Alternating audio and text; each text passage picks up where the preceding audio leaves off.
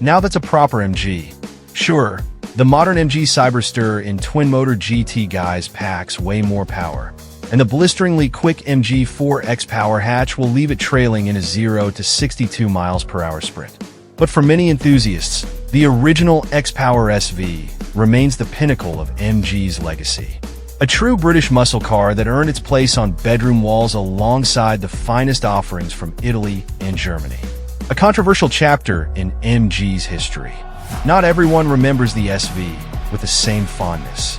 Launched in the early 2000s under MG Rover's troubled leadership, run by the infamous Phoenix 4, the SV arrived during a time of financial turmoil. Critics argued that pouring resources into a niche Porsche 911 rival was a questionable move when the company was fighting to stay afloat. But hindsight aside, the SV left a lasting impression. Just look at it. Magnificent, isn't it? This is no ordinary SV. It's the SVR, boasting a Roush-tuned 5.0-liter Ford the Fifth 8 pumping out around 385 brake horsepower.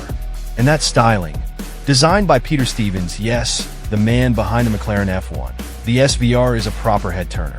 With its bulldog snout, muscular arches, elongated vented bonnet, and towering rear wing, it exudes raw, unfiltered aggression. But how did it all begin? Now there's a story. This beast started life as the De Tomaso Bigua concept, penned by none other than Marcello Gandini and unveiled at the 1996 Geneva Motor Show. It was supposed to hit the market as the De Tomaso Mangusta, but a falling out between De Tomaso and its backers, the Cavalli Auto Group, derailed those plans. The car eventually launched as the Cavalli Mangusta, with just 284 units built in Modena before MG Rover stepped in. An MG with borrowed DNA. That's right. This car was essentially a ready-made solution for MG's ambitions to break away from modifying Rovers and climb the ranks of the sports car market. Buying Cavalli's assets gave MG a V8 powered sports car ready to don the MG badge. And what a statement it made. MG's bold vision, the X80 and beyond. Back in 2001, MG unveiled the X80 concept, offering a glimpse into its future design philosophy. But when the production-ready XPower SV broke cover in late 2002, it had undergone a radical transformation. Out went the concept's subtler lines, replaced by the aggressive, carbon fiber-clad bodywork you see here. Designer Peter Stevens didn't shy away from his influences either, openly admitting that the Fast and the Furious, released in 2001, played a major role in shaping its pumped-up aesthetic. Borrowed bits and Italian flair. The SV wasn't just about bold design. It also borrowed from a global parts bin.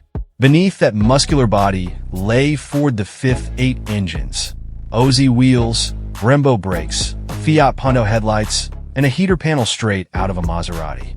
Oh, and the cars were assembled in Modena, Italy, before being shipped to Longbridge for paint and final tweaks. A fascinating blend of Italian craftsmanship and British finishing touches. The numbers game.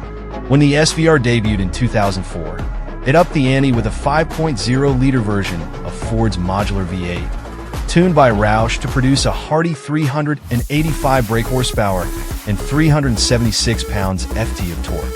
MG boasted a 0 to 62 miles per hour time of 4.9 seconds and a top speed of 175 miles per hour. Seriously impressive stats for its time. What's the V8 like? It's a gem. Push-button ignition, very futuristic for the era, brings the engine to life with a deep, bassy growl that oozes charm. On the road, it's surprisingly eager, not the lazy lump you'd expect from an American muscle car. The V8 thrives on revs and feels alive throughout the range. Sure, by today's standards it's not blisteringly fast, but it delivers its power with purpose. The 5-speed manual gearbox is satisfying, with a heavy clutch that adds to the car's muscular character. Shifting from second to third requires a bit of finesse, but the SVR rewards smooth, deliberate inputs, making it an unexpectedly enjoyable car to drive. Corners? It's got them covered. Surprise! The SVR isn't just about straight-line speed. The chassis handles the weight of that hefty V8 impressively, offering stability and composure in corners. The steering, while light and slightly vague, works in tandem with the suspension, which strikes a sweet balance, quelling body roll while soaking up the imperfections of UK roads. Yes, after 2 decades on the road, you might hear a squeak or rattle, but the SVR remains a surprisingly comfortable and capable companion. It's proof that this misunderstood MG had more to offer than just muscle. MG XPower SVR. Performance unleashed. The MG XPower SVR was built with one goal in mind: to deliver raw, unadulterated performance. Born from a blend of British ambition and Italian craftsmanship, this muscular coupe was MG's bold attempt to challenge the sports car elite.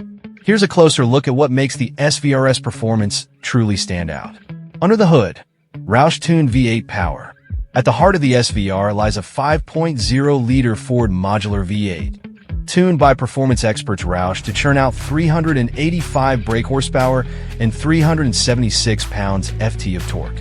This was a significant upgrade over the standard XPower SV, which made do with a 4.6-liter engine producing 320 brake horsepower.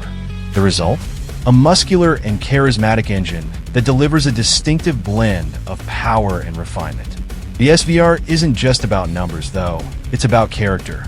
Fire it up with a push-button ignition, and you're greeted with a rich, bassy growl that feels every bit as dramatic as the car looks.